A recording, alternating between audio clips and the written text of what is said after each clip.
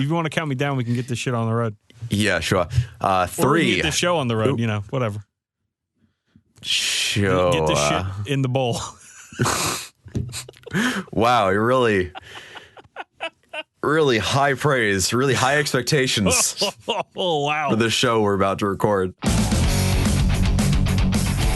Hello, everybody, and welcome to episode 41 of the 40k Badcast. My name is Dan Boyd, and I am joined, as always, by the eighth wonder of the world, Candelabra Manischewitz. Oh, fuck. Oh. Okay, it's Hanukkah right now, and I just want to give a shout out to all of our listeners, our Jewish listeners. Happy Hanukkah. But Candelabra, how are you feeling? I mean, all right, so you're actually just touching something where if I ever played vampire counts back in Old Fantasy, my vampire would be Manfred von Schevitz. Yes, that's excellent. How are you, man? Because we recently put out a real humdinger of a subscriber only episode, and I wanted to make sure your brain was okay. I mean, I'm not the one who had to listen to the whole album again to record little nubbins of it. Although I was, so for those who don't know, our Patreon episode for November was a review of the finest album you or I have ever subjected themselves to, Insane Clown Posse's Great Milenko. And Great Milenko.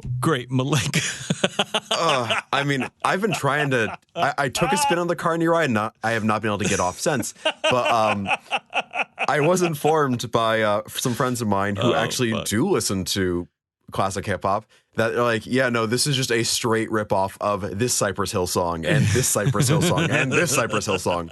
I think Throw Your Setup, that next to Hocus Pocus, like you could put them on top of each other and sound about 80% the same, just 80% worse in the case of Insane Clown Posse. Yeah, that episode was a fucking doozy. It completely ruined my YouTube searches for like the last week and a half. That's why I did it all in an incognito window. There is like so many recommendations from the good people at Google for more Insane Clown Posse content in my shit right now.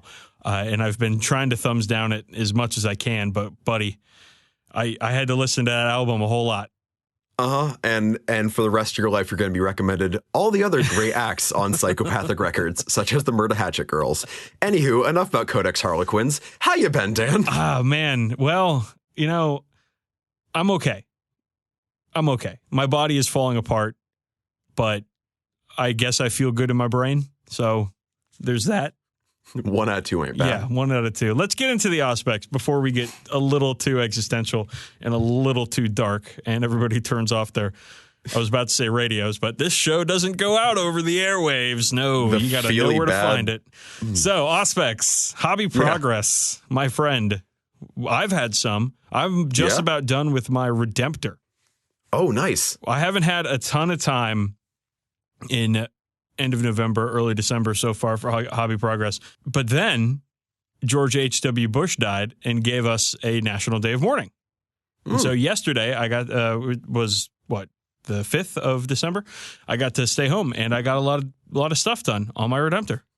Thanks, Georgie. But I got some progress done on the Redemptor. I'm to the point where I am doing my favorite thing, edge highlighting black. I got to say that this model has come together. The base coats took a while just because it's kind of big. Yeah. But it's coming together pretty quickly, pretty easily. I mean, I figured with all the metallics on there, that'll go pretty quick. I figured the edges are all very well defined on Dreadnoughts. Like, I think one of the first models ever edge highlighted, period, was the old box knot. And like, yeah, those were some pretty fat edge highlights, but it was really easy just because of how big and broad and sharp all the corners are on it. And I figured it would be very conducive to that sort of painting style. The big, broad box knot. Big, broad box knot, Ked. So conducive. His name's Sean. Campbell, it's so conducive. Anyways, it's starting to look really nice. Wicked conducive kid. wicked fucking conducive kid.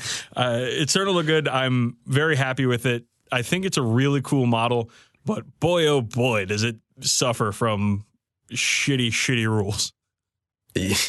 Well, hopefully for not too much longer. Hopefully. Well, I think the only thing that's going to change about it in Chapter Approved is points.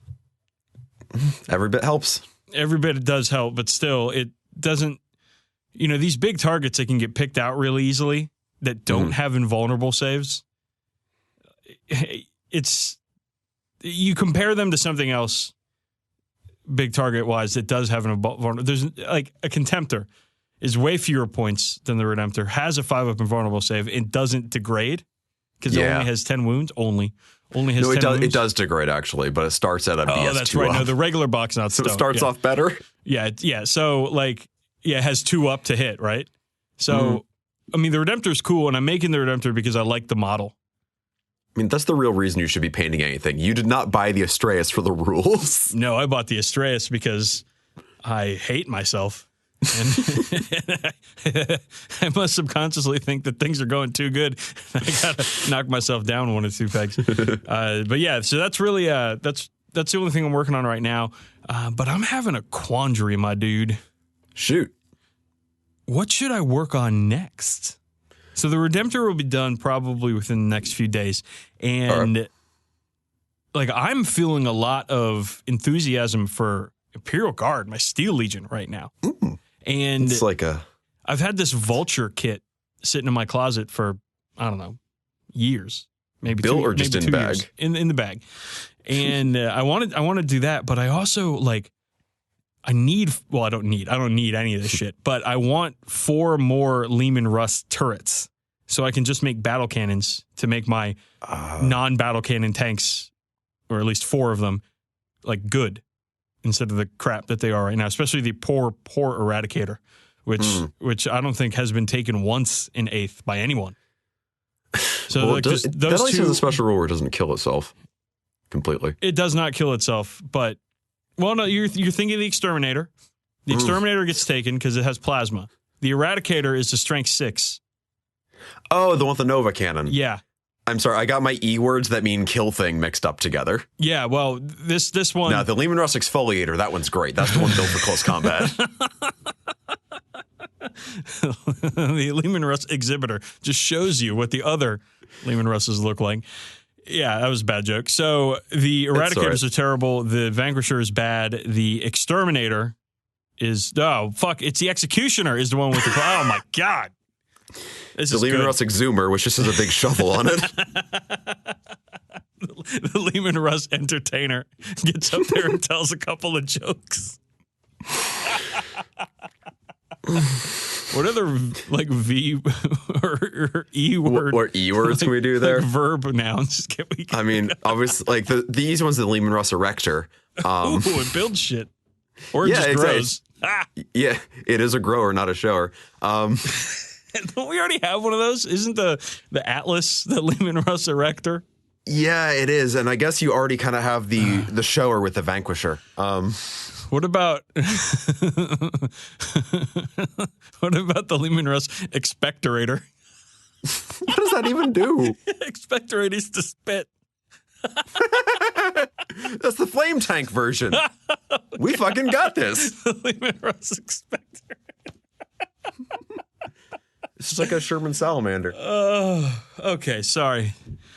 Yeah, so I want to do that, but then I was looking up some of the chapter approved stuff and the Vigilus Defiant stuff, and we're going to talk about that a little bit more later, but it seems like command points are going to continue to increase in value.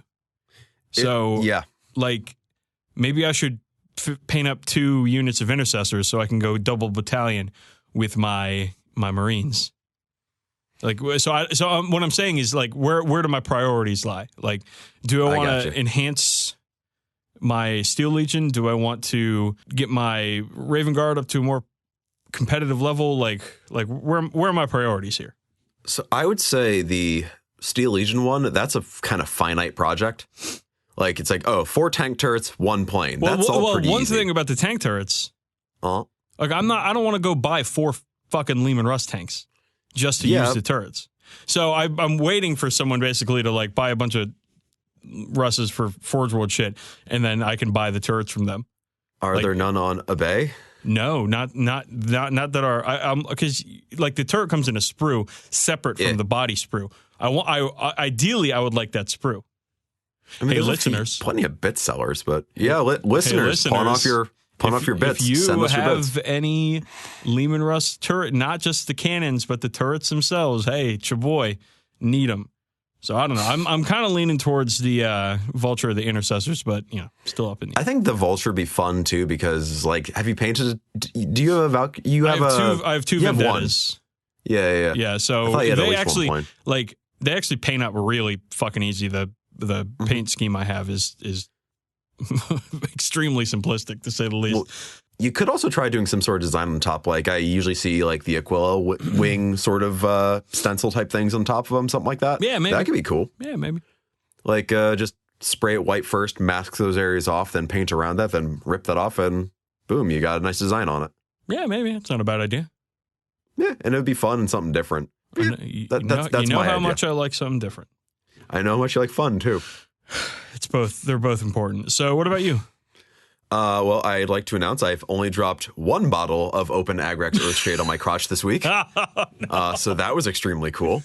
God, there's got to be a better way with those fucking things, man. There are these little, I have been sent, every time this happens, because this happens kind of often, someone sends me a link to either an Etsy store or an eBay store of these little like paint holders that are meant to just hold these things down. And I guarantee one of these swag bags from Adapticon or Nova or what have you is going to have one of those little nubbins in there for you just to jam that would a paint mean pot that into. they would have something that we would actually use in them.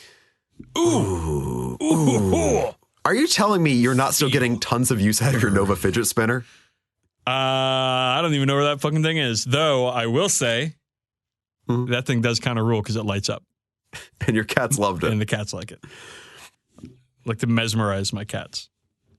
I got a lot of stuff done, but it's a lot of stuff I'd started already that I hadn't finished yet. So I finished the 10 like Empire Swordsman and this Empire like third-party Empire Captain guy that Dylan got me for my birthday.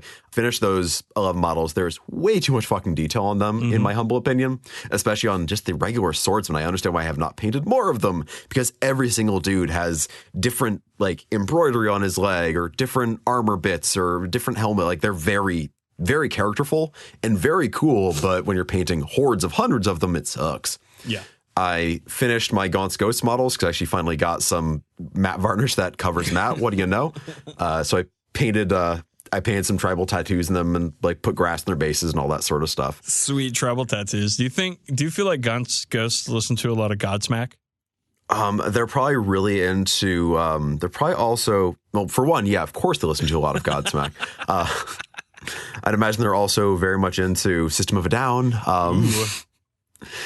I think Disturbed misses them by a year or two, but oh man, not Disturbed. Not Disturbed, the band that I saw once live accidentally, and I could only tell the difference between their songs because the lighting rig changed colors. What do you know? I'm dunking on Disturbed. The band's terrible. I'm sorry if you like them. When I used to work at the big concert venue, they were around like every year because they were popular in those days, and I had to sit through their shows quite a few times. Yep. Though they did have one year, they had a rig. It looked like an electric chair, and dude, the singer like got in it and pretended to be electrocuted. That's cool. Is their Sound of Silence cover or Limp Bizkit's cover of Behind Blue Eyes funnier? It's an Alien versus Predator. Whoever wins, we lose situation. That's actually important. So there's a movie. It's not a good movie, but it's a movie with Halle Berry in it called Gothica, where she like is like in an insane asylum, and there's like a mystery or whatever, and it's a very serious movie, and like like sexual assault is like a major theme of the film, and like the film ends, and immediately that Limp Bizkit tune plays, the cover of Behind Blue Eyes, and that's bad. I just remember, man, this must have been like 2005 or something when I watched this movie, and I just remember when as soon as that song played, it completely ruined the movie for me. That's whiplash so bad it causes you neck strain. Because like the Who version of that song is so beautiful. Good. Yeah. And then to get Fred Durst's grubby fucking mitts. It's then the speak and spell bit. It's fantastic. It was like an engaging movie, and then I'm glad we could enjoy this sojourn into Dan's film corner. I'm also working on kind of clearing some space from my shelves. I bought Blackstone Fortress. I built the I got it. I built the Black Legion dudes just because I'm like, I'm really excited to build new. They're so good. They're gorgeous. But my suspicions were correct that they're machined so precisely that using super glue causes just a little bit of a gap. So I have purchased plastic glue. I have not used it yet, but it is behind me. Oh, now all you got to do is purchase a fucking painting handle, and you're in the 21st century. A painting handle, an airbrush, and there's something else people keep telling me to use. I'm sure I'm forgetting. Brushes that don't end in question mark hooks. So, built those guys. But then how do you paint around corners? So I built and primed the Primaris Rhino. That is not for Primaris Marines. It's the command tank from Warhammer World. Really consistent branding there. I get it. And that kit went together fine. Yeah, I used some Templar doors on it, so it looked cool. Oh, are you doing Templars? Well, it's the command tank. Yeah. I already did the command tank Land Raider. For your Templars. It will be going with my Templars because the Command Land Raider I already painted for them. It matches with that thing, and they have some rules that interplay with each other. Command Land. Here in Command Land. A Command Raider, if you will. Which has the dubious honor of being like a 450-point tank with a 5-up invulnerable save or something stupid like that. It's not great, but I love it. It reminds me of the Astreus, but the Astreus' save gets worse. I also built the hired guns, the Necromunda hired guns, where you've got like the dude with the gas mask and the spear, the ex-Escher person with the veil, and the space hobo with the space shotgun. Yeah. I've painted the space hobo with the space shotgun and gotten like probably halfway through the spearman guy. And those models are a lot of fun. I'm kind of enjoying just this sort of palette cleanser of just weird models. I can just play with colors I don't usually use and play with techniques I don't usually use on. And because they're just one-off hive scum, they do not need to match anything. So I'm mixing a lot of colors and having a lot of fun painting these guys. Okay. And otherwise, final thing, due to some announcements coming up, I decided to start painting my Primaris Marines as Ultramarines. Oh, buddy. I had built 5 of them when Dark Imperium came out. I primed them black. I painted like one of them red because I was like, oh yeah, I'm going to do Blood Ravens. I'm not going to do Blood Ravens. So the dream of the Ravens dies. The dream of the Ravens is dead. It was one bird killed with one stone in this case, but they'll be Ultramarines blue. The basing will match my Heresy army, but I'm going to work more with weathering. I'm going to work more on freehanding. So they'll have like some of the checkerboard heraldry, maybe some freehand flames, just stuff that kind of reminds me of like the old school heavy metal sort of style for a lot of them, where you'd have like the heavy metal posters that have like a dozen models on them, and they'll be all wacky and painted crazy colors and some conversion, all that stuff, while still keeping them consistent with my Heresy Ultramarines, so I can use those dreadnoughts and vehicles and hopefully even the Gilman I painted for that army in this army. Maybe in a couple minutes you can tell us why you decided to go in this direction. But first, have you played any games in the last 2 weeks? No, I will be playing a game this weekend against listener and friend of the show, Spencer Connell, who's one of our Nova pals who is around here. So we'll be doing a game this weekend. And I think and then 1 week, like 2 weekends after that or something like that, I'll be playing Adeptus Titanicus. Oh, shit. Yeah, my friend Phil, he has the starter set and he's painted the stuff and it looks beautiful. So we'll be playing that together and I'll hopefully learn how to play this tiny robot game. Very nice. Yeah, I haven't played any games either, but I got some coming up. So let's move on to new stuff. And holy mackerel, there's a lot to talk about. But before we get into 40K, because it's the most and we'll spend the most time on it, some stuff came out from Necromunda. Namely, the Delac gang and ephemera surrounding them came out. The Necro rules in one rule book, the gangs and campaigns in one book, so for a total of 2 books. As opposed to 7 or something, so it's all right. Which is better. Instead of a gang war, I guess 6 or 5. Gang war 5.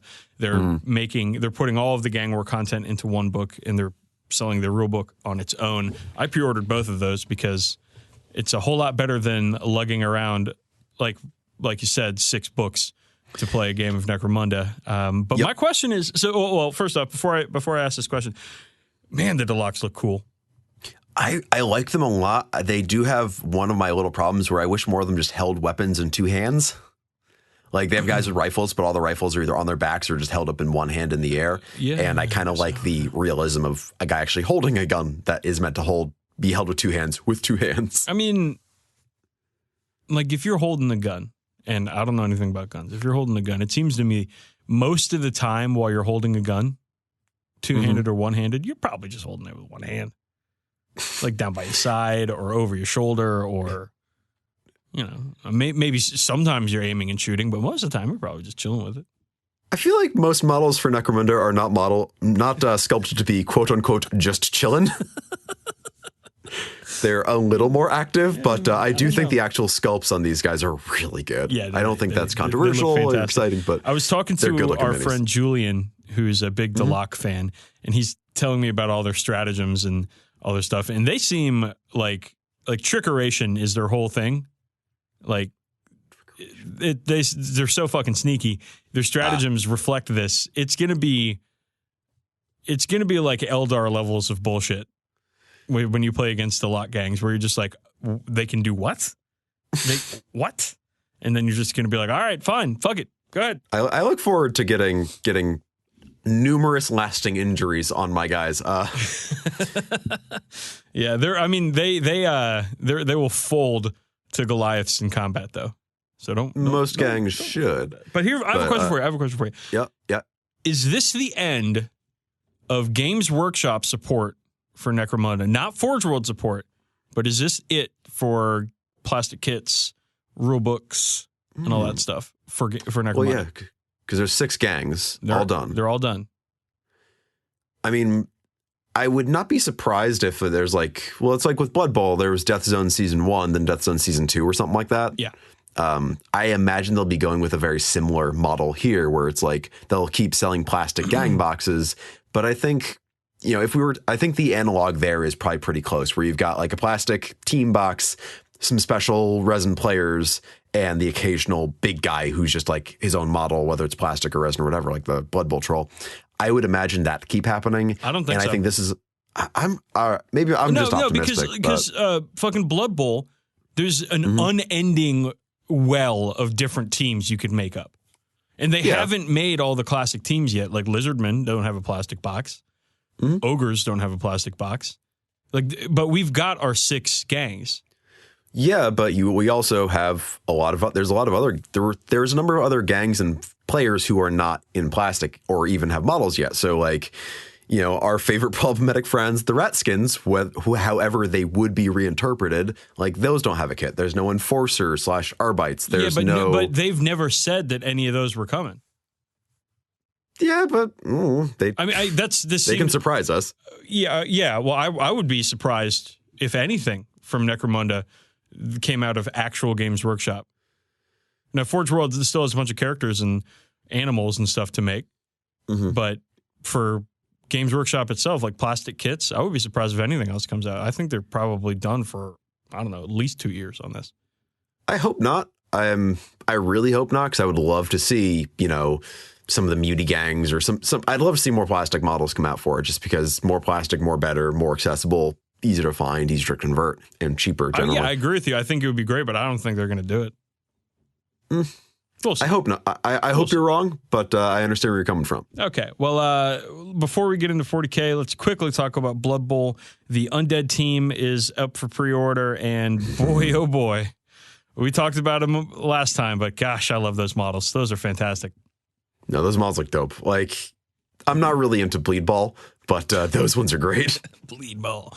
Yes, and then they released the first 3 copies of Spike Magazine in the 2018 Almanac and are releasing episode? How about issue 4 of Spike Magazine with the Undead team rules also. So a couple new rule books there. And Campbell, let's do it. Let's jump into 40K, or as I like to call it, GW, don't fuck around in December. Holy shit. Did they Hammy Holidays all release a whole lot. So they had the Vigilus Weekender right after we recorded our last episode. And I hate it when they fucking do this. When it's like we record and then they immediately release this enormous stream of information, and then we end up getting to it fucking 2 weeks later. It's like, oh, great. Thanks, fellas. I think we've effectively scooped one time ever. Nova. Yeah. So chapter approved 2018 is happening. We've all know we're in chapter approved season right now. Everybody's super excited, but they also teased the release of 2 new books, Vigilus Defiant, which is like a battle zone book or something about the planet Vigilus, which campaign book, happening. A campaign. Thank you. A campaign book. And then Urban Conquest, which is expanded rules for city fights. Yes, which the old City Fight book and the Cities of Death book, but especially the City Fight book, are 2 of my favorite books that ever put out. Right. So these books are going to have a ton of new ways to play, new missions. There's in Vigilus, there's a bunch of new detachments, specialized detachments that people are already calling formations. They're superficially fucking wish similar. People would stop calling them formations. They're superficially similar, and I think people are understandably wary of something that seems very similar to the old broken formation system. But I feel like newer GW seems a lot better at listening to things and balancing things than even the GW of 3 years ago. So I'm cautious, but I'm optimistic. Well, we've already seen a few of the rules for them. Specifically, we've seen the Imperial Fist rules, which are not game breaking. No, it's like, wow, you get to reroll wounds against bunkers. Well, I mean, buildings are, some people take buildings. Legally, you can take buildings. You will not be arrested for it. But a lot of this stuff costs command points. Yeah, I like that there is actually a cost on some of this stuff. Yeah. I feel like they've been experimenting with that a bit with things like the Orc Scar Boys and Ard Boys stratagems where you can make them better stat-wise with command points. I think introducing that as a separate kind of resource you can spend more in the army creation process is very cool. Yeah.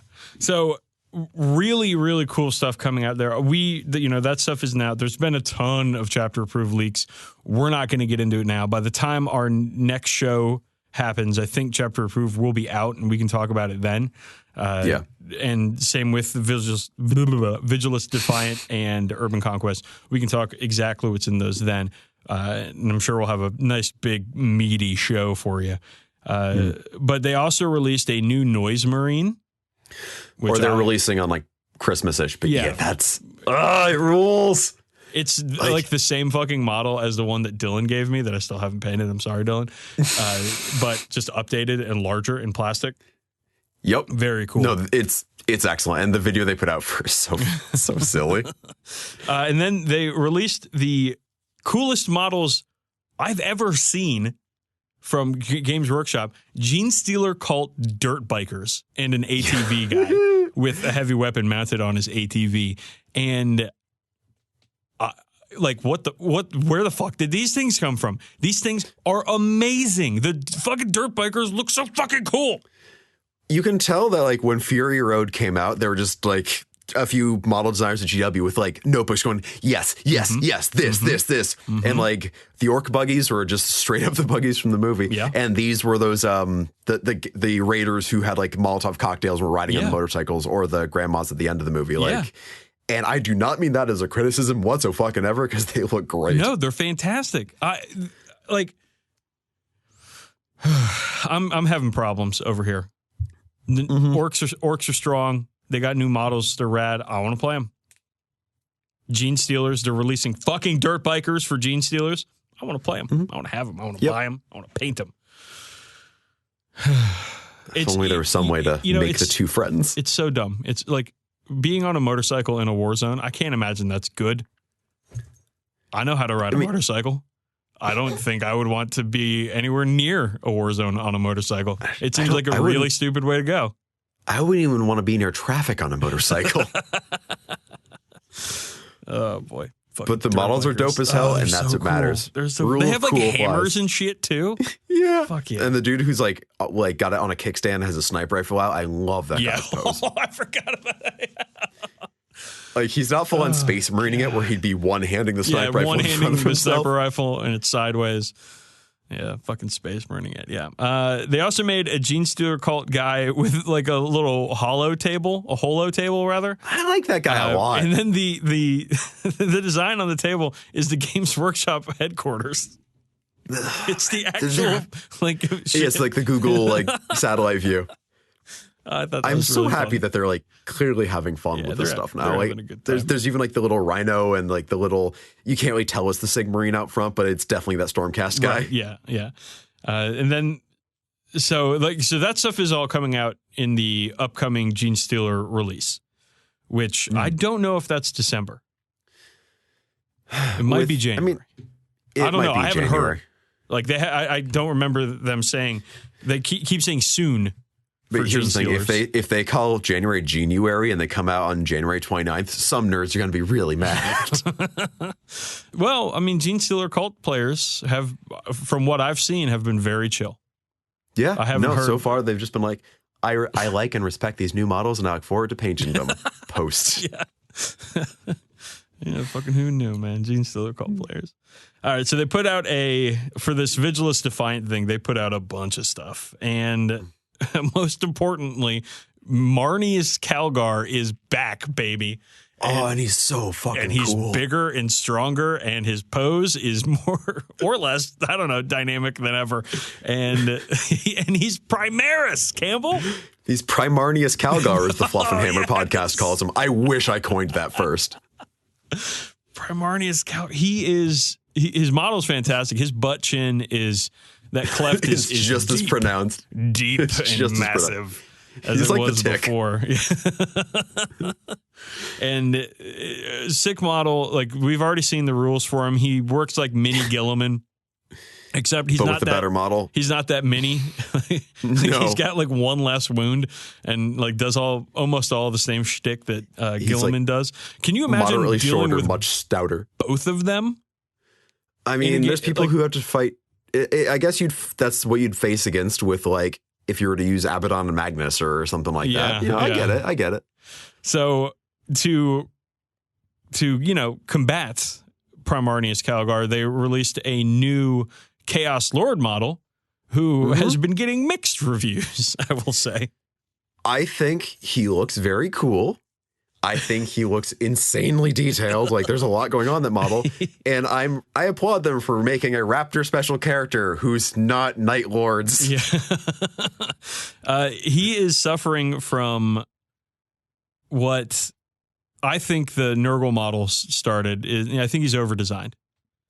I would agree with that. He's got like just so fucking much going on. Somebody pointed out to me, he's got like this rack of skulls over each jump pack turbine, and it's just way too much. I mean, I'm just comparing. I'm holding the Blackstone Fortress Chaos Lord guy, Malix, whatever the fuck his name is right now, and he's like very detailed, but it's all very. It's not cluttered. No, it's like subtle. I can even unpainted, I can read the different textures. I can read all the different things going on with him. But with this guy, there's just so fucking much going on. Like he's got a skull mask, then a neck plate with a bigger skull mask in front of it. Yeah, but then he's got like this big ass claw and a spear and these spikes sticking out every which way. Like it is spear's just gonna snap off. A lot going on this model. I love the concept. I love that they're putting out cool new Chaos models, but it's just a lot going on here, man. I would agree with that. I think it might be a case where he'll look nicer in person. Like we've had very limited views of him so far, just a couple of specific angles. We got to get that 360. Get that 360, then you can really, inspect the literal taint of chaos and see just how detailed the model is. Ooh, the cleft, where the good Lord splits you. So more Chaos stuff. They have new models, or a new model for that special character Corn Hound. Whose name? Karanak, thank you. Who looks like the old model. There's nothing wrong with that. It's just plastic now. No. It's what it is. It's a but Komodo the dragon style corn dog thing. Yeah. The new corn dogs that come with them look really cool though, because that's all in that big Wrath and Rapture demon box. And on the other side of that is a bunch of new Slanesh stuff. Yeah. So there's like a herald with a harp, which we'll talk about in a moment. But then there's the Fiends of Slanesh, which I want to touch on first. I got to tell you, man, I am not a fan of the Leather Daddy Slanesh stuff. Well, I've got bad news for you. Yeah, no, they leaned in heavily to thigh highs and straps and boobs and tongues. It's like I don't know, man. I think they look goofy. They look like fucking Muppets. You know, like there's nothing sinister about them. It's just like it's like, oh, look at the fucking gimp's back. How you doing, boys? Who's ready for some bane and maybe some pleasure? It's me, the gimp, here on WSLN. Traffic in the morning and touching your butt in the mornings. touching your butt.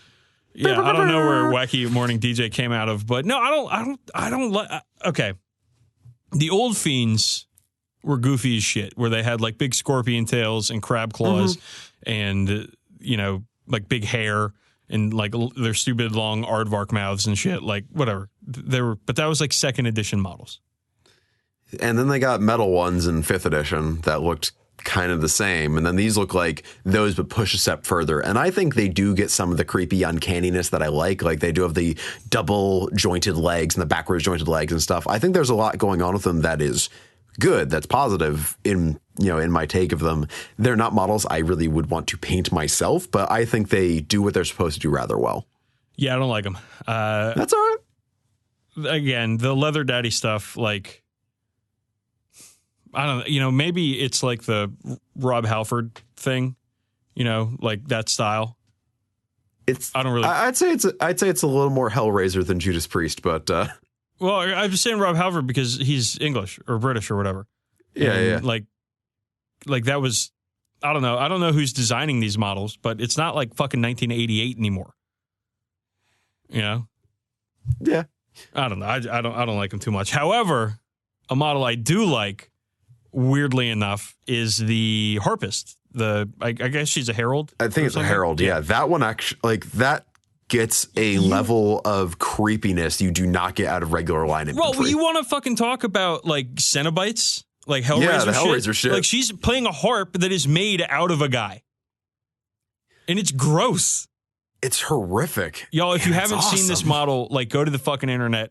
Check this shit out. It is gross. It is disturbing, and I fucking love it, dude. I think that like that kind of design, where instead of like the provocative like thigh high leather boots and straps and boobs and shit, but like this sort of like very painful situation that they're putting this poor person through, like for this herald to play the harp that's made out of his like nerves or some shit.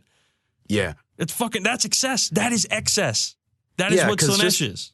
Because I feel like the leaning on sexuality, like a fairly poorly fleshed out form of sexuality, does not get across the excess thing very well to me, while that sort of shit really does. Because it's like, oh, that's fucked up, and I can realize that. That's not just a demon with one titty out.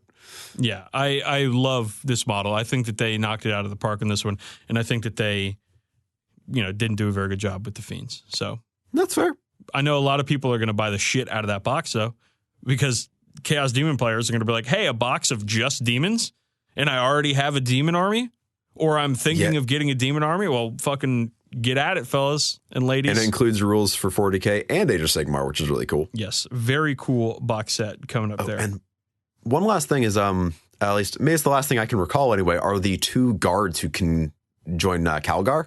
Oh, yes. With the big shields and the gladiuses. Are they the Victrix? Is that what they're called? The Victrix guards? That's hard to say.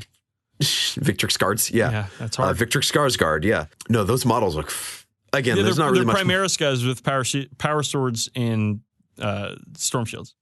Yeah, there's a bit of the Breachers in there. There's a bit of the Suzerains from Horus Heresy in there. There's a bit of the like old metal honor guard that came with Calgar before in there, and I love them. Like they have the eagle face helmets, which I know some people don't like, but I think are super cool. No, they're great. Yeah. They look almost identical. Like they're meant to go side by side. Way too much fucking ultramarine shit all over them, though. They're just really big Colts fans, okay? Really big upset on Colts fans. I guess the Colts logo is a U, right? Yeah, it's a horseshoe. Yeah. But yeah, no, I think those guys are fucking great. I think those were the ones who might have really pushed me over. Great models.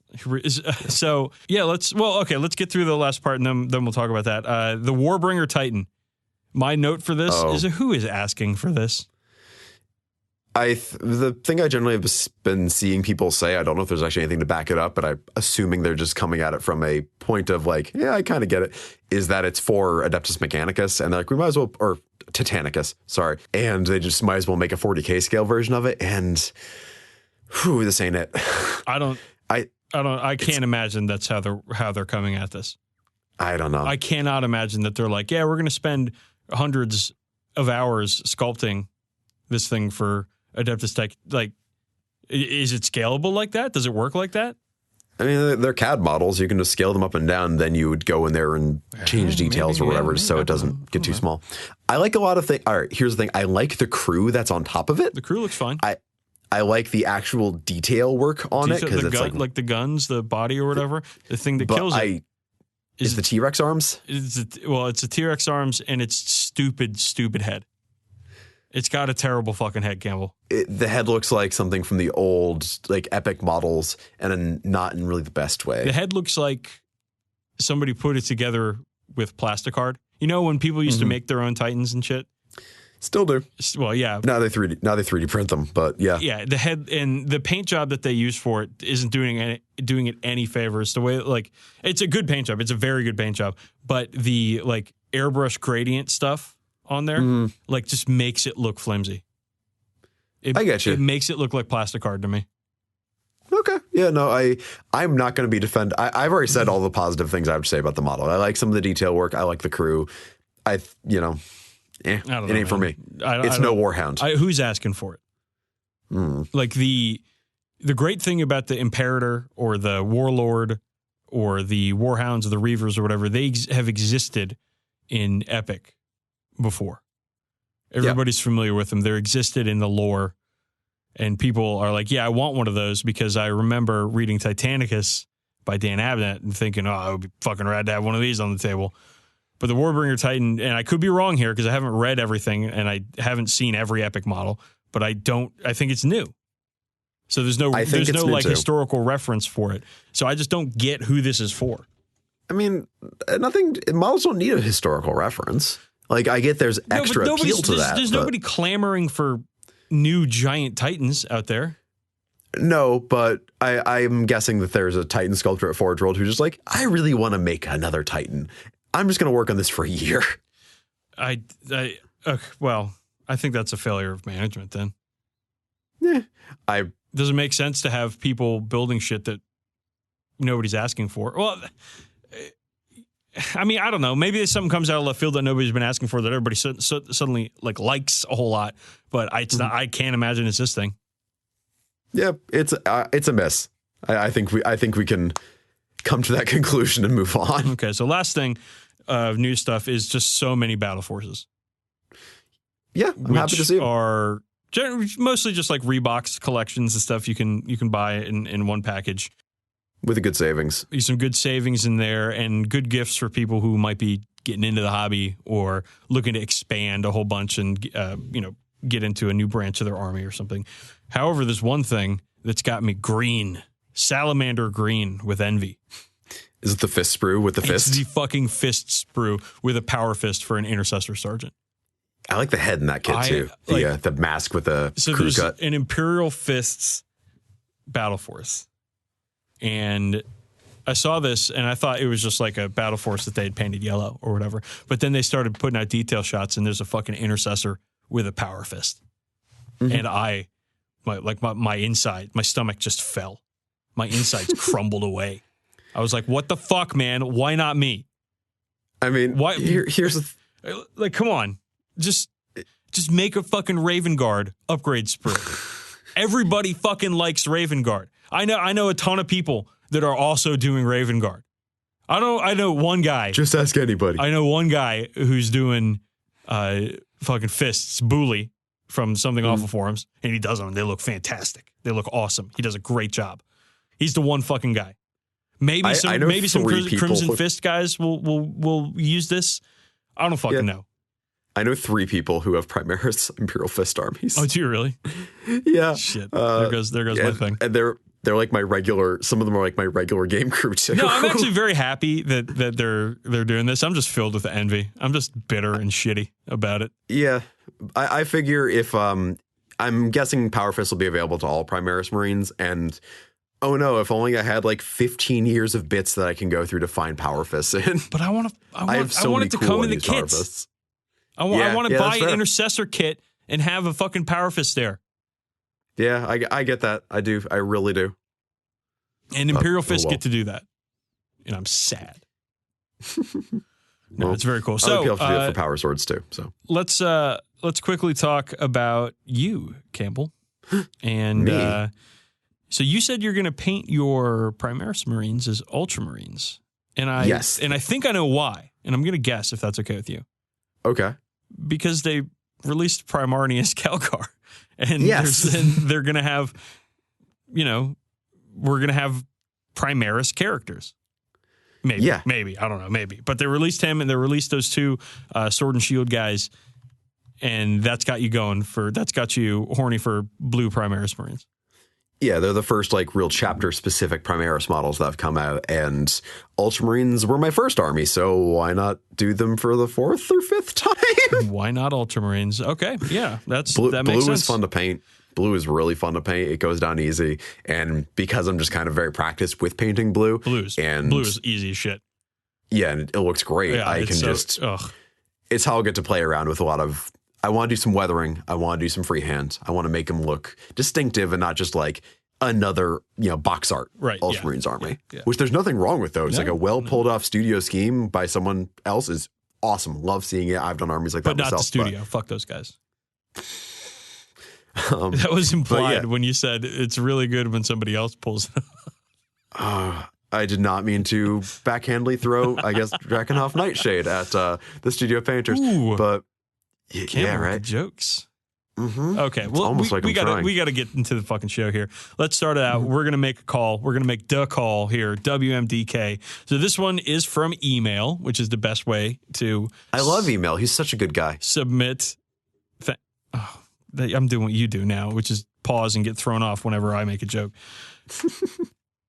This one's from Andrei Chertov, who we I think talked with last show via the questions, but he had a good question here. And it's, do you have any advice for a one-day Necromunda campaign? Okay. So I have a joke. I'm going to make a joke first. Okay. So, yeah, it's called Play Kill Team. Ooh. Yeah.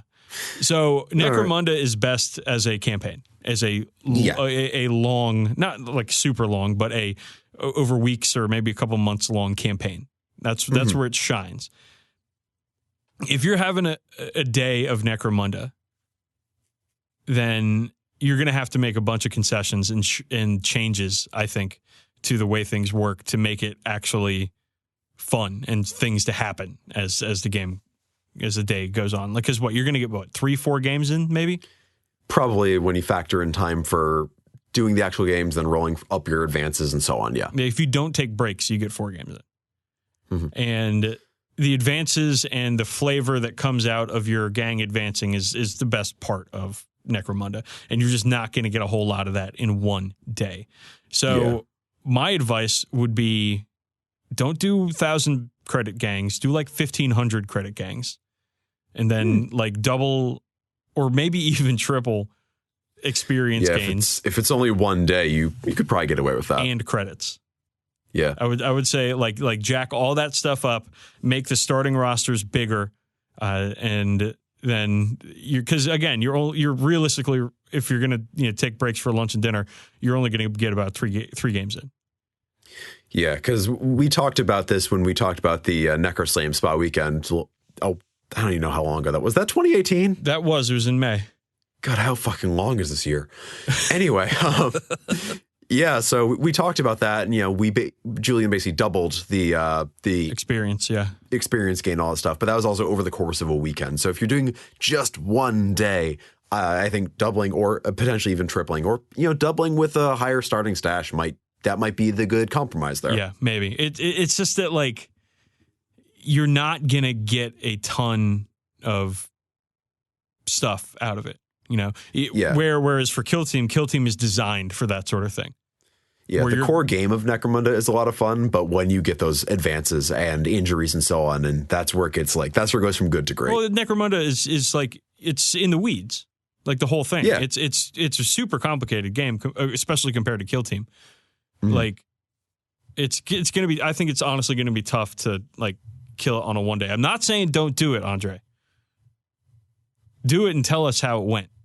Because I'm a canary in the coal mine for seriously, us. I'm curious to know how it goes. Like, I love playing Necromunda. I do one-off games all the time, but like, no, not all the time, but every now and then I do a one-off game and I love it. It's tons of fun, but it's best used in a longer campaign format. So tell us how it goes. I want to hear about it at least. All right. Okay. Well, let's move on to our first topic of conversation: storage war hammers. This is a terrible title, but I love it. I fucking love it. Okay, so we've been getting a lot of questions about storage. So last episode, we had a long conversation about what hobby tools we use. But Campbell, where the fuck do we put all this stuff? Well, fortunately, we use pretty much the exact same stuff to actually put our stuff away. But let's go over real quick, like why you should store your models and not just carry them around in a bag or a box top or a bunch of egg cartons. Oh, man. Yeah, well, I have seen all of these. Yeah. Well, some people, you know, they're like that one fellow who brought like 270 orcs to Nova a couple years ago. He had just had a big bag full of orcs. Yeah, I've seen people empty gallon bags onto a table, and I'm just like, oh, no. Yeah, well, if you spend a lot of time painting your models and put a lot of effort and love into them, you got to store them correctly. Completely, because there's a lot of time that goes into these things, and you do not want the paint chipping or the bits breaking off or losing models or whatever. You want to keep your figure safe. It's not a financial investment, but it is a time and energy investment, and you want to protect that. Right, and especially if you're going to travel to go play somewhere. Like some people have nice setups in their homes where they have tables and they have all this stuff there, and they don't really go to game stores and they don't go to cons or whatever. But, you know, I don't have that. So I've got to have all my models able to travel so I can get out there and play.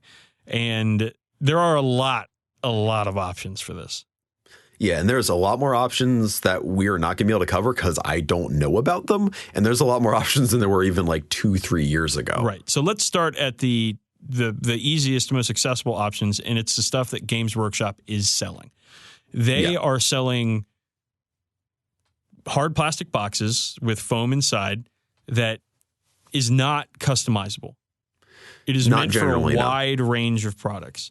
And right off the bat, I'll say they have the Ard case, which we got in Adepticon, or I got in Adepticon. You got an Adepticon, yeah. And I have it, and this thing fucking rules, dude. Well, I remember reading stories about somebody who actually backed a truck up over their Ard case and the old GW hard plastic case, which was still also very durable and very chunky, and everything inside was fine. This is basically a Pelican case. I don't know how many AV people we have listening to the show, but Pelican makes a lot of hard cases for AV equipment, for broadcast equipment, for delicate stuff. And this is the same case. It even has the same clasps on it. So whatever company is selling stuff to Pelican might be selling it to Games Workshop too, because this case is great. It's it's very durable. It's not customizable, but it is really good for large models, especially, I think. I mean, it's customizable in the fact that you can take foam out of it and put foam into it, but that's about it. Now, this thing is a far cry from their cases of the early thousands. I still have one. I still have like 3 or 4 of them, and they suck compared to this thing. Like they're for the time they're good. For the time they were great, but because they were one of the few options that were available. But now they are far, far worse than what you can get. Now that's not saying this is the old stuff that they don't make anymore. So don't worry about like the Games Workshop cases that they sell now. They have the hard case, and then they have a whole nother line of like Army cases that are also quality. They're high quality stuff. But the thing is, they're not customizable and they're not really stackable. And when I say stackable, I mean, you've got this case, and if you have limited transport options and you can only take so much, like if you're going on a plane somewhere, you're moving models from place to place. You're picking them out of the foam, putting them into the different foam to try to get everything in there. And there are solutions out there that you don't have to do that for. And namely, the marquee solution is KR Multicase. And that's the one that we keep pretty much all of our stuff together in. Yep. So the KR Multicase is stackable. It's made to be stackable. They, right from the outset, all their foam trays are the same size, and they're built using like a KRU, like a KR unit, and each case can hold so many KRUs, which sounds as complicated and convoluted as their website, but is actually rather simple once you actually see it in practice. Right. So the trays are all the same area, right? And they have a differing depth depending on what tray they are, but their KR cases are all the same depth. So you have, X amount of depth, and then you're taking it up with your trays. Again, might sound complicated, but it's really not if you can look at the tray itself, and it will make so much sense. So not only do they make these trays and these foam things, but it's custom. They have custom cuts. Like I have 2 boxes of KRs where my Vendettas are stored, and they're cut to the shape of Vendettas or Valkyries or Vultures even. They're cut to that, so you can store them in there and transport them without them rattling around and knocking off parts and wings and shit. Because you can buy them like that. They're fantastic. Yeah, they have a bunch of ready cut options, like a lot of ready cut options. They're not always the quickest to update with everything that comes out. Like I don't think there's a Knight Dominus tray yet, but there's a Knight tray. There's a Land Raider tray. There's a Storm Raven tray. There's a Storm Eagle tray. There's a whole buttload of them. There's even the cartoonishly massive Manta tray, which is the only one that uses a different size foam to my knowledge, because the Manta is the size of my table right here. But I've been using their stuff for probably 7 years maybe at this point, and every time I want to home a new army, I use KR's foam. Yeah, the system is remarkably consistent. The backpack can carry 2 cases, which fits in an overhead and a plane, which is great. The KR3 apparently can also fit in an overhead if you're lucky, according to Craig Sniffen. And while they do have custom cut trays for a lot of things, they also do have some pluck foam options, which for some weirder models, like some weird fantasy models I'm housing. For the Astraeus, I got the pluck foam because they didn't make an Astraeus tray, and I needed to bring it to Nova, and I wasn't going to hand carry the motherfucker. God, no. So I had to make my own tray for it. But at the risk of sounding like a fucking KR advertisement, like they make really, really good products. They are expensive. They're not. I mean, it's cardboard and foam. So for the materials that you're getting, you're paying a lot for. But for the modular nature of the cases, the stackability, and the fact that they make their own carrying bags too. Yeah, it's an unbeatable resource for anybody. There's another big name in model storage, and it's Battle Foam, which I think was really like the first non-GW foam makers out there. Sayball was the first big non-GW foam maker out there, and Battle Foam sued them for supposedly stealing their ideas. But Battle Foam makes durable cases. Yes. They have specific trays to fit certain games like Blackstone Fortress and Space Hulk, which is cool. They are similar to KR in that they have like the laser cut foam trays for specific models. They are more expensive than KR, though. Yeah, their foam is different, too. Their foam is hard. It's hard. As opposed to soft. Right, yeah. So some people, there's preference there. Like one of the guys I gamed with, he liked that the foam was stiffer, so he could pull a foam tray out and it wouldn't bend. While KR cases, you don't want to pick those trays up outside because they'll flop because they're so soft. Yeah, Battle Foam, they're not really run by our favorite folks. There's a lot of stuff out there on the internet if you really want to look around for it. Blood of Kittens had an ongoing legal battle with them that detailed a lot of their stuff as a company. But if you want to go digging into that bad blood, you're welcome to.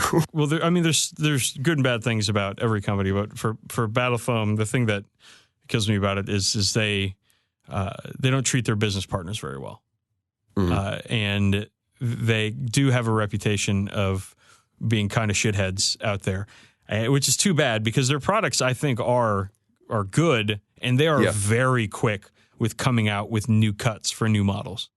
Yeah, like I said, the Blackstone Fortress foam is already out there, and the game came out like a week and a half ago or something like that. Yeah, they're very, very quick with that stuff. They have an extremely good R&D department, I suppose. And their stuff is durable, and their bags are good too. And they make bags that fit specifically in overhead compartments. And so if you don't have a problem with them, then they're a great resource for foam for your models. But like we said, they are a little bit more expensive than KR. Mm-hmm. Now, I did mention this a minute ago, but Sayball, they were one of the first games in town as far as foam cases went that aren't GWs, and I don't really see them anymore. Like, they still are around. They're still a real company, and you can still buy their foam. But I feel like they haven't really kept up with the times. It's a lot of pluck foam, which, again, when it came out was amazing. Yeah. That was novel. And I have a Sayball case in my closet that has an old Iron Warriors army I did back in college. But their cases are soft and squishable, and their foam is stiff and can cause some breakage. So it's a decent product, but it is definitely a dated product in the foam world. So foam and boxes like that aren't the only places to store models. A lot of people, again, who don't travel, who play at home, they have display cases. Yes, and Table War makes durable cases that are really good for displaying your models. Yes. I keep everything in foam. I don't have display cases. I don't think my fiance would allow me to have too many models out in the apartment. But it's, there's a ton of people that have those like tall glass IKEA cases with the LED lights in them to shine down so everybody can see their models when they come over. I love those. I think they're great. Those things are good because they also keep dust off your models. Yeah, dust is a pain in the ass to get off models because they're so small and fragile. So anything you can do to keep that off them is a big plus. Right. And there are tons of options out there for display cases where, like, it doesn't really bear talking about them too much because there is no one company that makes like a amazing display case solution except maybe IKEA. Yeah, and that's just because they're so prevalent. But it's furniture, Right. And you can find display cases like anywhere, at used furniture places, pawn shops, like anything. Yeah, Dylan has like a curio cabinet that he hooked LEDs into, and that's what he uses for one of his display cases. Like, the sky's the limit. Right. But I did touch on this a second ago, but I want to talk about Table Wars cases because they kind of meet the middle ground between an army carrying case and a display case. So what their whole thing is, they're big on trays that are really good for magnetizing. Yes. And that can be very space efficient if you're just like racking up tray after tray after tray of inventory, but also is great for tall, spindly, or fragile models that you don't want maybe getting caught on foam or sticking into foam. Like the Night Haunt stuff, Rage of Sigmar, or Dark Eldar especially, I think would really benefit from being in a Table War case. Yeah. Magnets are a great way to store things. I don't store things with magnets because I don't trust them because I don't know how they work. But a lot of people do. And I think Jason Sniffen, our friend, he has like added, or no, it was James, our friend Fake James, just had a case where he added a bunch of metal pieces to the sides and to the bottom, and he put magnets on all the bases of his models and just plopped them in there. And so it's like this weird like 3D like Nurgle party that's like in the case when you open it up because they're all sticking out from the sides and from the bottom. But it's apparently a very good way to store everything. Yeah, I would feel really. It would give me kind of nervous great about anxiety to store things like that, especially metal models. Especially flying with them too. Yeah, it would give me great anxiety. But if it works for some people, great.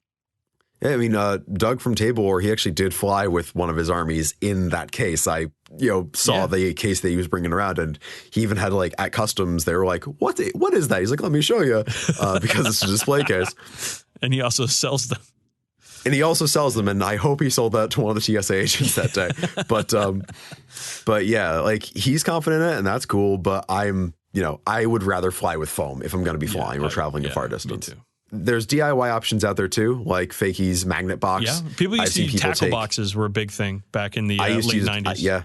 I used to use a tackle box for my old Crimson Fists, and I knew a guy who got like a big, like a night vision goggle case where it's like a metal box that's all foam, and he cut out spots for all his models, and they just plopped in there. Like handgun cases, I've seen used a lot to store models.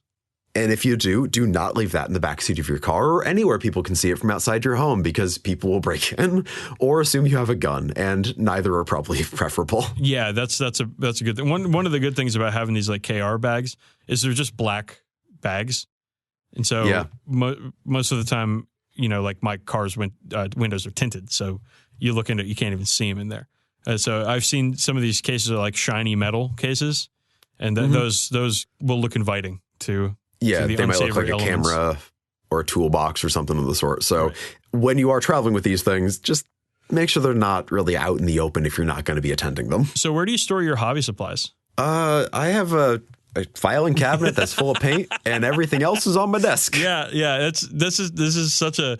I was like running it back and forth in my mind. Like, should I talk about hobby supplies and storage here? And the answer for like everybody when you ask like, where do you store your hobby supplies? It's like, I got a cabinet and I got a desk. I got a drawer somewhere. I keep my paints in that paint rack we talked about last episode. Black Maria Designs paint rack. Yeah. Yep. Get one of those. And a lot of paints in front of that don't fit in it because it's full. I have two. I have two. So I have this like this, I don't know, cabinet, I guess, that has like these just awkwardly swing open arm things. It's a mess. But it was like outside of somebody's house with a note that said free on it. And I was just like, oh, I could use that. And it was back when I had my pickup truck. So I just threw it in the fucking back of the truck and I was good to go. I have that. And then I use my desk, and on my Black Maria Designs paint rack, like there were 2 paints. I'm 2 paints over on this rack of all like the colors I use. And every time I look at it, I'm like, you motherfuckers. I've got like 20 in front of mine. I'm also doing a lot of weird Necromunda models where I'm mixing colors and shit like that. Right. So very nice. Yeah, go buck wild. Talking to people about their hobby setup is always one of my favorite things. I love seeing pictures of people's hobby setups.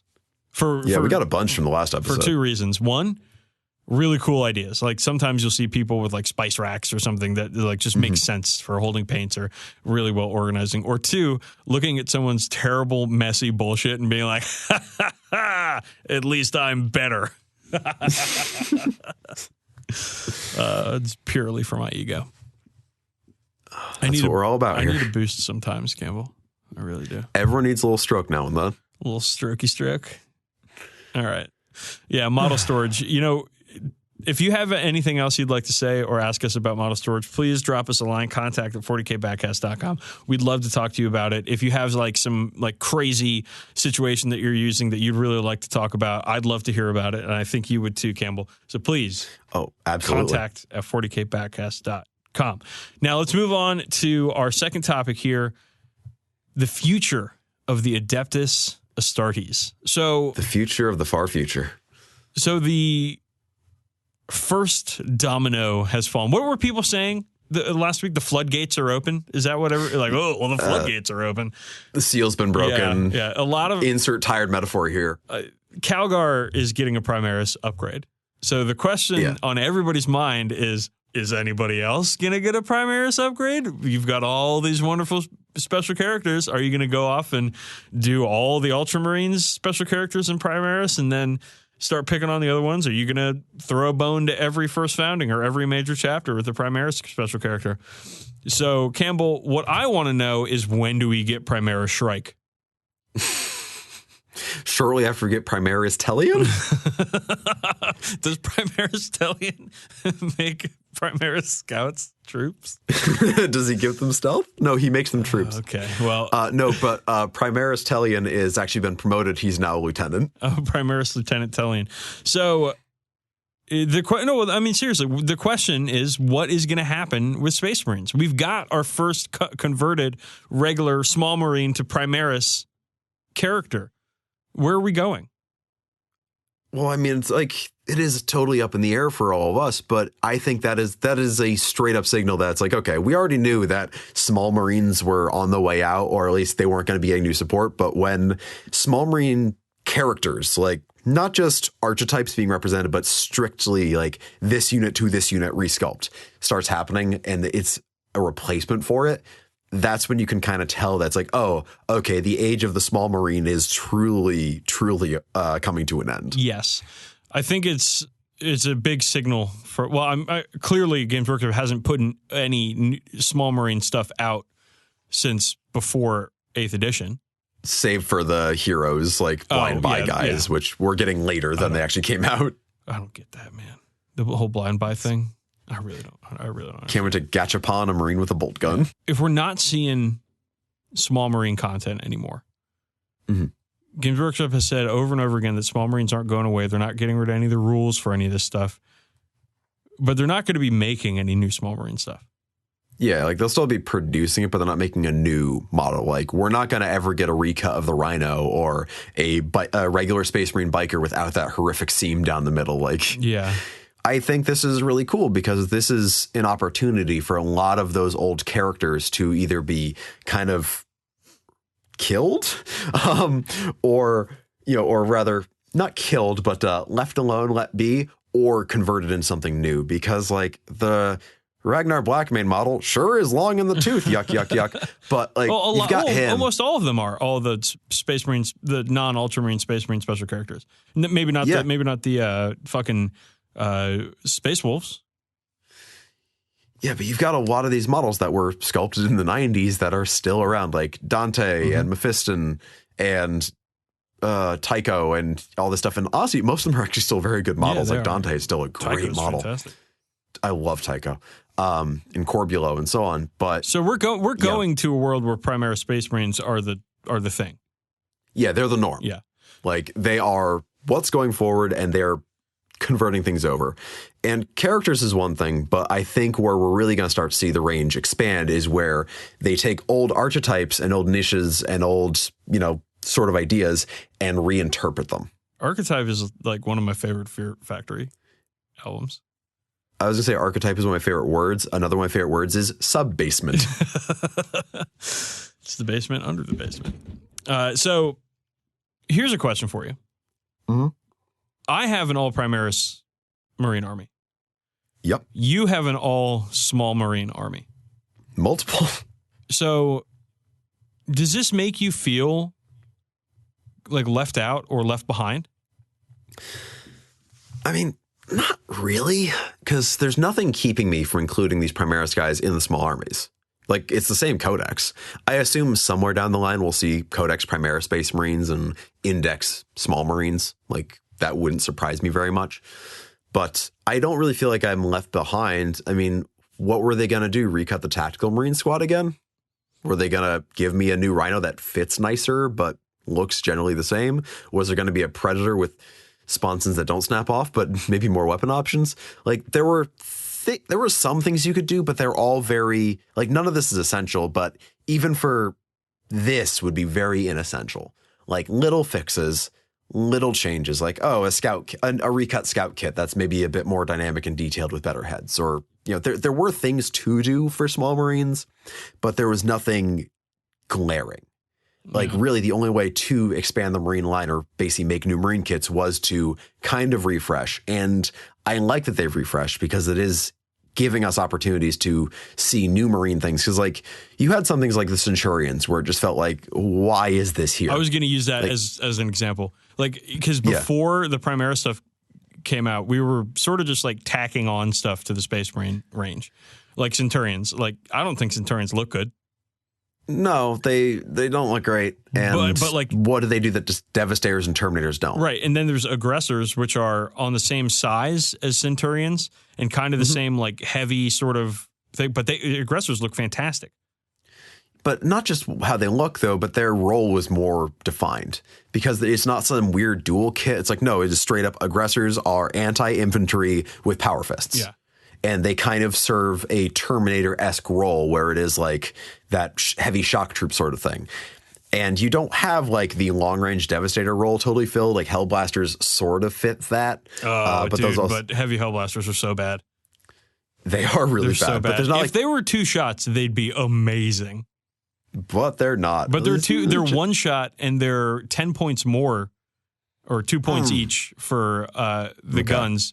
For a squad of 5, they're 10 points more than regular rapid fire Hellblasters, which are really fucking good.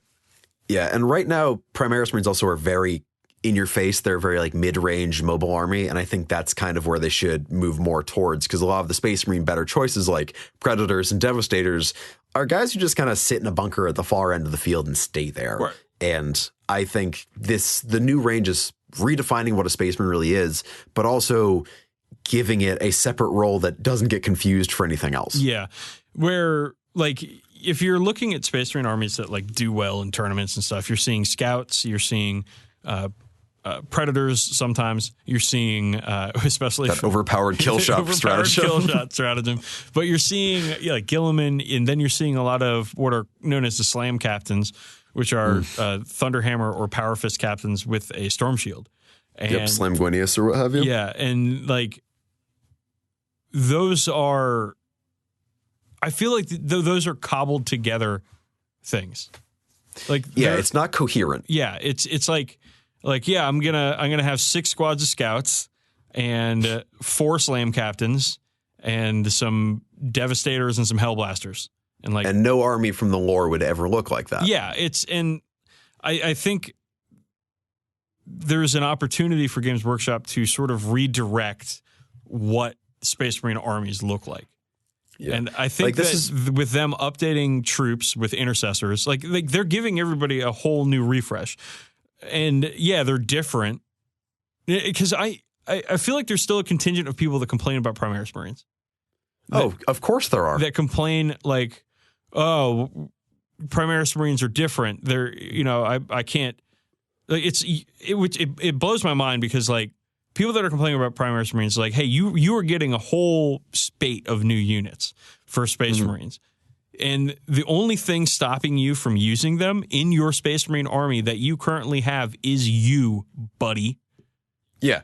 Like, I don't have any Primaris Marines in my Black Templars just because I wanted to paint my Primaris Marines all together as one force, but there was no reason I couldn't just plop them in there. And they'd probably do pretty well. And if a Black Templar Primaris Marine character or a unit comes out, fuck yeah, I'm getting that. And yeah, I'll have a squad of taller guys in the army, and it'll look great. Yeah, I don't know, man. It's like sometimes the people in this hobby get so fucking salty about dumb shit, and this seems like some of the dumbest shit to get mad about. Yeah, because you're getting mad about having more options and cool new models, and not just seeing the same things get refreshed over and over again. Because when you have an army like Space Marines specifically, because they've been around since the 80s, it has been the same handful of units getting updated every so often, which, is cool. It's fine. Units can use refreshes. That's often a great thing. But we're at the point where there is nothing that needed redoing. So the only way forward was to do something brand new. And I'm hoping to see what archetypes and what ideas get reinterpreted as Primaris Marines that haven't been done already, because we have a sort of Assault Marine with the Reavers. We have a sort of Terminator with the Aggressors. We have a straight up Tactical Marine with the Intercessors, and a weird like Inceptors are like a weird middle ground between like, they're kind of a new role, really, like a dropping fire support unit. Yeah. So like, I'm very excited to see where what models we get and what direction we go for Space Marines coming up, man. Because like you could go anywhere with these things. Like Primaris Marines as their own force need some holes filled. But there are like, there's not really good long range anti-tank in the army. There's not really a good tough assault unit. And those are things we can do. One thing I hope they don't do. The 2 things. How funny would it be if they're like, all right, we got these new Hellblasters and they're armed with Meltaguns, and then there's like 3 different Meltagun options there, and that's like a question I would be, who asked for this? Who wants this? Inceptors with 2 knives. But bikers, man, I really hope they go away from bikers. I love the GSC dirt bikers. I love them. They are my beautiful sons. But it's so dumb. I love motorcycles in space. It's so funny. It's great. It's very Judge Dredd. It's card games and motorcycles. Like, give me the silly motorcycles. I would love like Reaver bikers. I mean, I'd probably fucking buy them, but I just hope they move away from bikers, man. I really do. What would you have in place for like that fast moving sort of unit, like that fulfills the same role? Like a land speeder. Okay. Like a flying land speeder. I mean, they're moving towards everything having all the Space Marine vehicles floating around. All of them are hover vehicles, yeah. So, and if they did jet bikers, it would be kind of like, how do they distinguish them from the custard jet bikers? Yeah, I'd like to see like a land speeder, 1 or 2 Marines piloting a land speeder, a new land speeder model. And what about like a cheap transport? Because I feel like having a cheap transport is kind of an appreciated thing altogether, but it's interesting that the only transport they have is basically a main battle tank. Yeah. Like, would you want to stay with that? sort of idea where like their only transports are legit threats on their own, or would you want like just a cheap box to move guys around in? Because I feel like that kind of devalues the idea of what makes these elite, like greatest warriors of the Imperium. Well, like that cheap rhino. Let's take a look at Eldar, and they have the Wave Serpent, which is a very effective fire base. Yeah, it's almost a main battle tank. Then you look at Imperial Guard, and you have the Chimera or the Torox, which suck. Well, the Torox Prime doesn't suck. Torox Prime is pretty good. The regular good. Torox is laughably bad, and the Chimera is like 95 points, and it's fucking garbage, dude. Yeah. Transports as a whole are overcosted this edition so far. But the Repulsor, I think, sits in a pretty good spot where you can hide something important, but it can also put out a fuck ton of shots and killiness. I think it's in a good spot. I would lean towards Wave Serpents way more than I would lean towards Chimeras or Toroxes or Rhinos. Yeah, cheap expendable vehicles doesn't seem on brand for this army. I like the idea of it being an army that's just like, that is elite, and their vehicles carry on that elite nature. I mean, wouldn't you love to throw all of your Black Templars in something that worked like a fucking Wave Serpent? Fuck yeah. Something that is as tough as a Wave Serpent and as killy and is just like, you see Wave Serpent if you're playing Eldar and you're just like, fuck, I hate these things. They're great. They're fantastic. It would be cool if I had one for Space Marines. But they're tough to go against. Yeah, but that's what that's what I would want. Lean into the danger element of the transport, not pull back. Rhinos, I don't like them because they just sit there, And then there's like the way people use rhinos in games is the whole like everybody calls it booping when you go charge something with a rhino to get it to stop shooting. Yeah. But like the rhino's not going to fucking do anything. No, it's going to block line of sight. It might capture an objective late game if someone doesn't kill it. Like, I think every Primaris unit should be a credible threat in its own right. I like where your head's at. That's good stuff. And I hope that moving forward, that's the direction that we get to go in. And, guys, if you, like, seriously, I would love to have this discussion with you guys on Twitter or via email for, if you have a Marine army that's full of small Marines and you're feeling bad about the way that the company's going, like let us know. Tell us your experience and tell us how you feel about it, because I'd love to hear it. Yeah. Okay. Well, let's get it. Let's get that cheddar, my dude, and move on to our marquee segment, our Marquis de Sade segment. Ooh, Marquis de segment. Yeah, Marquis de segment. Fact or fan fiction. Campbell, I really hope you have something good for me this week. Something hearty. It's pretty cold out on the East Coast right now. Yeah, something that's going to warm me up. This will warm you right down to your cockles, I'm sure. Oh, I love those cockles. Thrug Bullneck hitched his breeches snugly around his crotch and tightened his utility belt.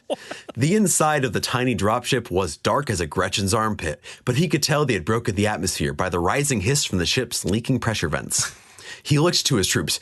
"Better pull your pants up, good lads, else your bowels will drop to your ankles when we hits," he cautioned them wisely. "How long is it now, boss?" asked Hrock, an especially green orc who had been space sick ever since leaving the mothership. "You can always tell just before we hits," Thrug advised, "'cause you can hear the whole place giving out." There was a loud doink. The orcs stumbled out of the wrecked dropship and shambled away from the craft. Bleeding from his ears and nose, slightly deafened and trying hard to keep down his brekkie of 3 shredded multi-goo, Thrug addresses warriors. "We made it, lads! Another triumph of Orc no what's! Your feet is on the ground!" The orcs could see a huge green plain, dotted here and there with other dropships. Muffled gunfire could be heard, where a distant farm was surrounded by ripening cenopods. "Wet your guns and grease your knives. We'll be feasting on man flesh before sun's down, whatever day it is." He squinted at the fat, squalid-looking sun, leering down from the muddy pink sky. "Pretty planet, innit?" The orcs began to move off, falling over every once in a while thanks to the unaccustomed gravity. Thrug's comm channel crackled briefly and unintelligibly. This was going to be a good war. He could feel it. Oh, that was amazing. It took me in, like, right in to the orc mindset. I love it. What's that one called? Oh, it's fan fiction, clearly. Okay, that is Thrug Bullneck's Space Orc Raiders, and it is the copy on the back of a Rogue Trader era orc box.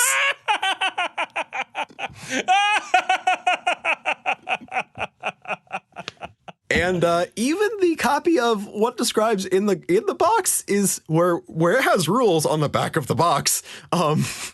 Also is in Dumb Orc. Wow. So if you wouldn't mind, I can take you down this path for just another moment. Please do. Orcs is tough, mean, and orky. When Orcs fights, Orcs is pretty hot. When Orcs fights humans, is hotter than a stunty with a plasma rod up his ... Thrug Bullneck is mighty Orc raider. Thrug been on lots of drops. Lots of planets know about Thrug. Thrug killed lots of humans.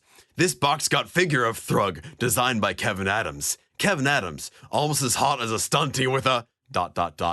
This box also got figure of Hrock, Lieutenant of Thrug, who he half-trust. Hrock, pretty sneaky, meanie orc. Also figures an orc squad leader, an orc with special heavy bolter. Lots of noise, lots of big holes, lots of fun. Also got 13 orc warriors. What do as Thrug tells them. What do? Wow. That's amazing. This is just on the back of the box. That's so good. I wish I knew who wrote it. Wow. Wow. So yeah, now you know about Thrug Bullneck's Space Orc Raiders. Not fan fiction, but actual fact. Gosh. Actual fact from like 1988. Yeah, wow, that's awesome, man. That's brought a smile to my face, especially because in the first sentence they talk about Thrug's crotch. Oh, that's when I knew I had to read it. When it talks about crotches and dropping bowels, I'm like, here we go. This is on brand. I was like, crotches, and the character is named Thrug. Like, this has got to be too stupid to be real. But I was wrong. No, it is. It's entirely stupid enough to be real. Oh, man, that's awesome. Okay, well, let's do some plugs before we get out of here. Right. And all right. First off, we need questions via email. We have a lot, but always accepting more. Our arms and doors are always open. Contact at 40kbadcast.com. We need your questions for We Make the Call. That's the best way to submit them to us. You can also submit them via Twitter, but the best way is email because there's a record, and we both get to go through the email and talk about what's in there. And if we haven't answered a question you've sent in already, don't worry. We'll get to it when we can. We've gotten a lot of email in the last couple of weeks, so we're working through it. And by we, I mean mostly Campbell. Though I actually did a lot of emailing last week. Yeah, I was proud of you. Yeah, well, it's because you told me, we got a lot of emails. And I was like, well, check them out then. That's how it works. So we're also on social media, mainly Twitter, really only Twitter. I mean, you're on Facebook too. I'm on Tumblr, but they no longer allow porn, so the only reason to go there is to look at pictures of my models. Did they allow porn on Tumblr? Oh, my sweet summer child. You have 11 days to find out how much porn is on Tumblr. And I will hear from you in 12 days. I mean, because here's the thing. After December 17th, the only way I'm going to be able to enjoy myself is by typing 80085 into my calculator. I didn't know Tumblr was porn. It's, enough that it was enough of a problem that they're banning it. Okay, well, you learn something new every day. All right, listeners, take that info to the bank. But yeah, Twitter. Never mind. Cam2d.tumblr.com. That's where you can see my stuff on there. At Twitter, I am at DB_sleazy. I have been tweeting about poop recently. Cool. Campbell is at Brother SRM. He made a lot of jokes about the band Five Finger Death Punch. Oh, I was at the gym and they came on my Spotify shuffle playlist. Now all I could think of was savage dunks on Five Finger Death Punch. It was very, very good. So get at us there. We are always thankful and always supported by our supporters. Man, I should have picked a better word for that. On Patreon, where there are 3 tiers of membership, and you too can join in the fun over there. We've got a lot of subscriber-only episodes already. We have some content that we are recording. Well, I will be recording after this recording because Campbell already sent me his for the overachiever over here. For the fuckboy tier, the bad boy tier. Just got a new one. So get in there if you want to hear us talk about non-Warhammer things. If you want to hear funny shit that is just kind of dumb, but it's fun anyways to be a part of. Patreon.com/40k 40k Badcast. We are currently embroiled in the war on Christmas, and what better ammunition than the wonderful shirts over at spreadshirt.com/40k Badcast. I'm guessing it's probably spreadshirt.com/shop, whatever. It doesn't matter. Shop.spreadshirt.com/40k Badcast. There it is. I was somewhere in there, but you can go there and you can buy some merch, give it to your friends, give it to your loved ones, give it to your dog. your dogs or cats. Campbell, we're inclusive here on the Badcast. We include dogs and cats. This is true. They're both valid pets. But yeah, there's some really great shirts out there. If you like our show, if you like smoking weed, if you like just absolute perfection in clothing, then we've got you covered on all accounts. And also, I'm going to make a plea here, guys. We want to grow our community. We want to grow our podcast. So tell your friends about the show, please. Just get out there, go to the hobby shop this weekend, and talk to your friends and be like, you know what?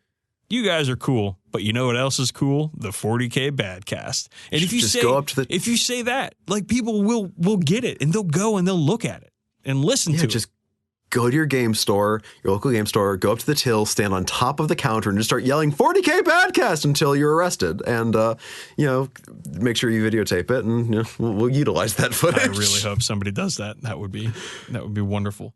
Well, Campbell, it's just about time for us to become the goodbye goyim. But first, why don't you play us out with a quote? We are already defeated if our master is fear. I love it. Let's go home. Let's get out of here. Away. Let's just leave. Yeah. No, we're not ever going to come back. No. Holy shit. This is bad. Goodbye. We're the 40k Badcast. We're bad at 40k. You can too. And we'll see you in the next cartoon.